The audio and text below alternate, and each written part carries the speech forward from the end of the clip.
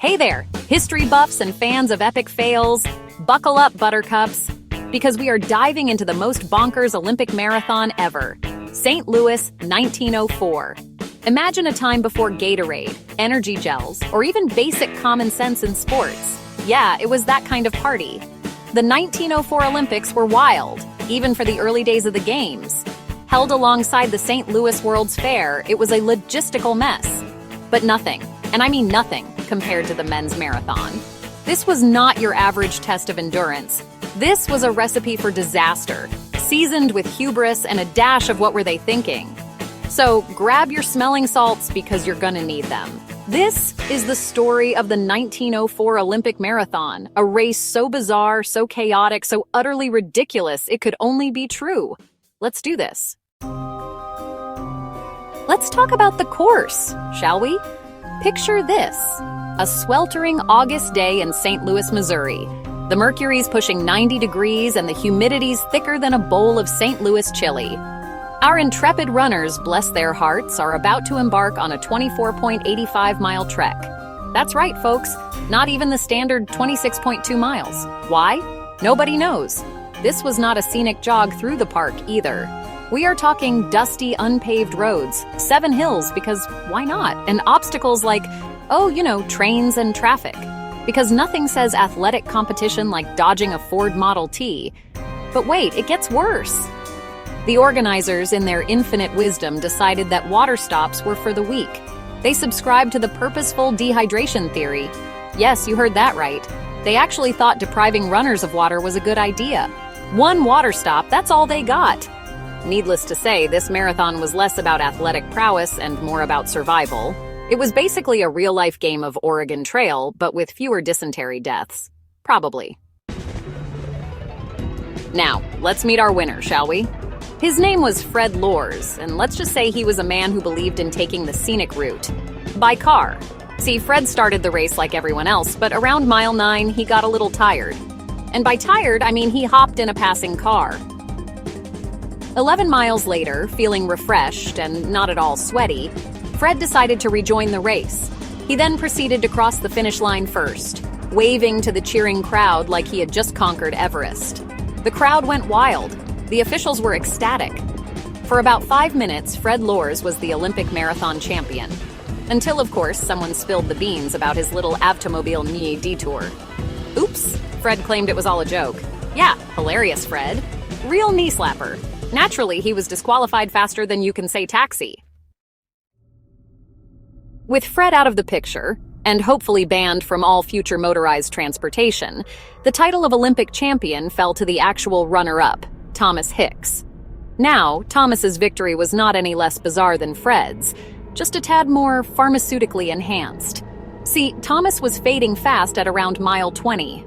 Enter his trainers, who apparently missed the memo on ethical coaching practices. Their solution?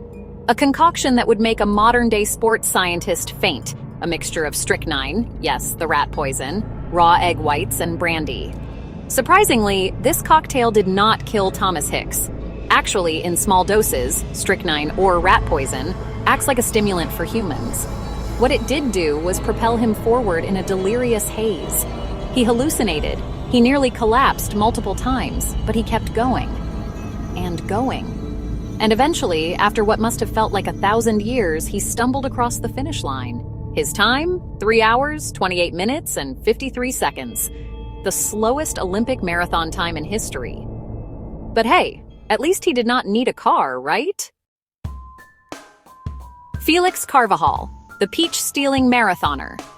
Now, amidst all this chaos, there was one man who seemed to be having a grand old time. Felix Carvajal, the Cuban marathon runner who embodied the phrase, "It is the journey, not the destination." Felix, you see, was a man of limited means. He gambled away his travel money to get to St. Louis and had to hitchhike the rest of the way. He showed up to the marathon in street clothes, which he then proceeded to cut into shorts because fashion. During the race, Felix decided to take a little snack break. Not at a rest stop, mind you, but at a nearby orchard. He stuffed himself with apples, which, unfortunately for Felix, turned out to be rotten. The result? An impromptu nap by the side of the road. Despite all this, Felix rallied. He finished the race in 4th place. 4th! The guy who hitchhiked, ate rotten apples, and took a nap in the middle of the race finished fourth. Felix Carvajal, ladies and gentlemen, was the true winner of the 1904 Olympic marathon, or at least the most entertaining. More mayhem dogs, dust, and disappearances. As if Fred, Thomas, and Felix were not enough, the 1904 marathon had even more colorful characters and incidents. Take, for instance, Len Tonyani and John Masciani, South Africa's first Black Olympic competitors. Len, unfortunately, had a run-in with a dog who decided to chase him off course. Seriously, a dog. Then there was William Garcia, who was so badly affected by the dust clouds kicked up by those fancy new automobiles that he collapsed.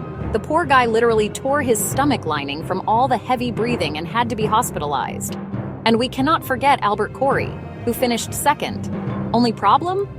Nobody's quite sure if he was running for France or the United States. Olympic record-keeping at its finest, folks. Oh, and remember Felix Carvajal, our peach-loving friend? Well, his story gets even wilder. He continued racing after the Olympics, even disappearing for a while in Italy. Don't worry, he turned up. The man was a legend. The aftermath, rethinking the limits. So, what did we learn from this whole debacle? Well, for starters, maybe rat poison isn't the best performance enhancer. Also, water breaks are good, actually.